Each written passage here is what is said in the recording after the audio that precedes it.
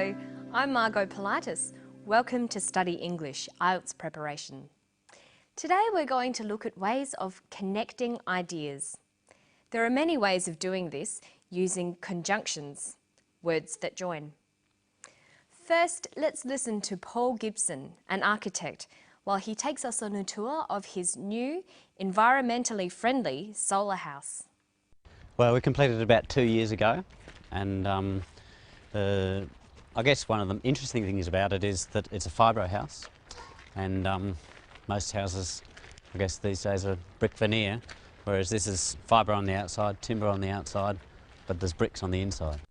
Well, I guess the very high windows along the north side, going down to the lower ceiling height on the south, basically allows you to get a lot of sun in through these windows in winter, and the louvers which go out actually go to a point where the sun can be shaded completely in summer, but they can be opened to let the sun right back into the house through winter.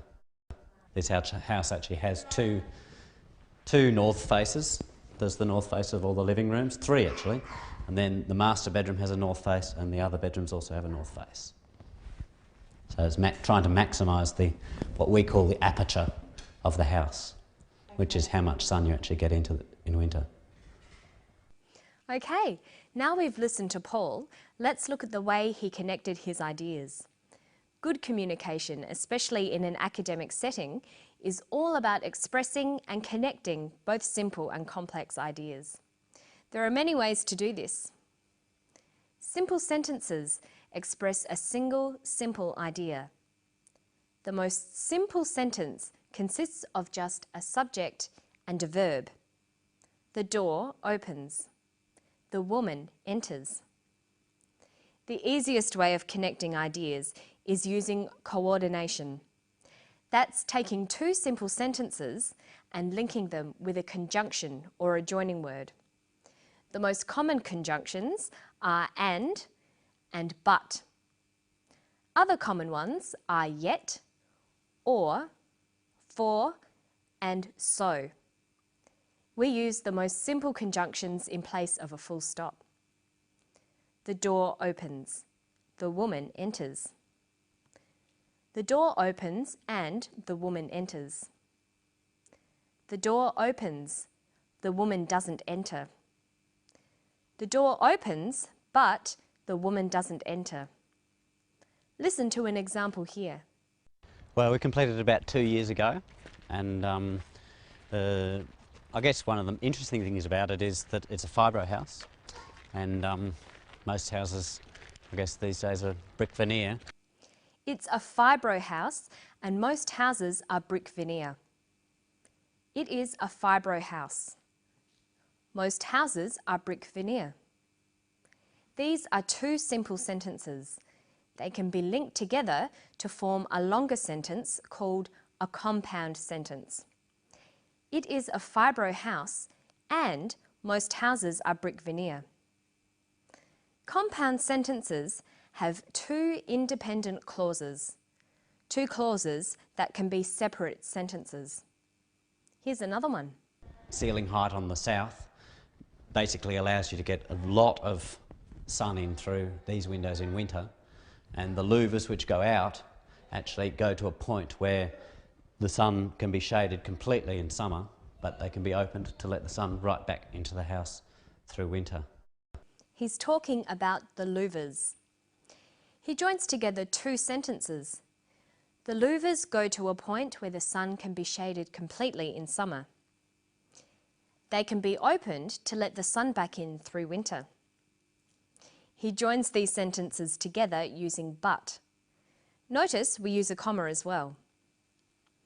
The louvers go to a point where the sun can be shaded completely in summer, comma, but they can be opened to let the sun back in through winter.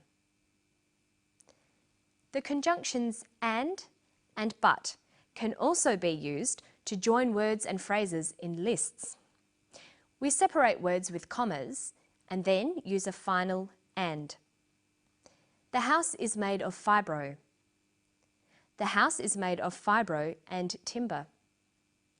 The house is made of fibro, timber and bricks. Listen to this example. Most houses, I guess these days, are brick veneer, whereas this is fibre on the outside, timber on the outside, but there's bricks on the inside. He forms one compound sentence from simple sentences. The house is fibro on the outside. It is timber on the outside. It is bricks on the inside. Notice that and is used to list similar things, but is used to contrast different items in a list. So we could also say, the house is fibro and timber on the outside, but bricks on the inside. Okay, so that's an introduction to coordination. Remember, coordination is linking independent clauses with conjunctions. This forms compound sentences.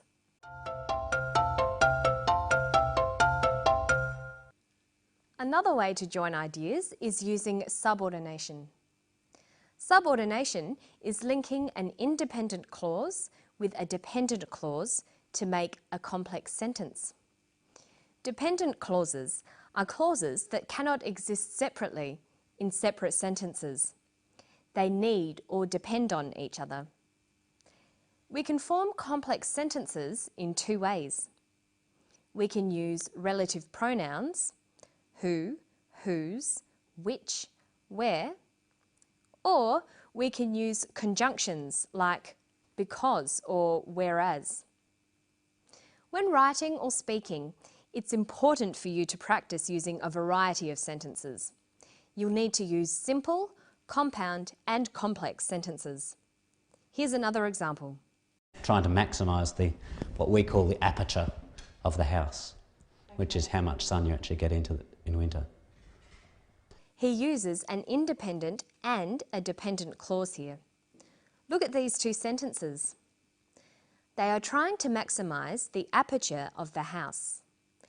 The aperture of the house is how much sun you get.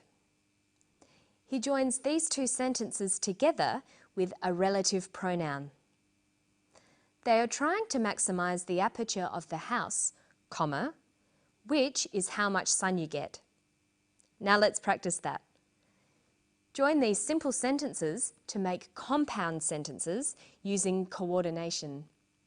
Here, try to use and but. The master bedroom has a north face. The other bedrooms have a north face. The master bedroom and the other bedrooms have a north face. And here's another one.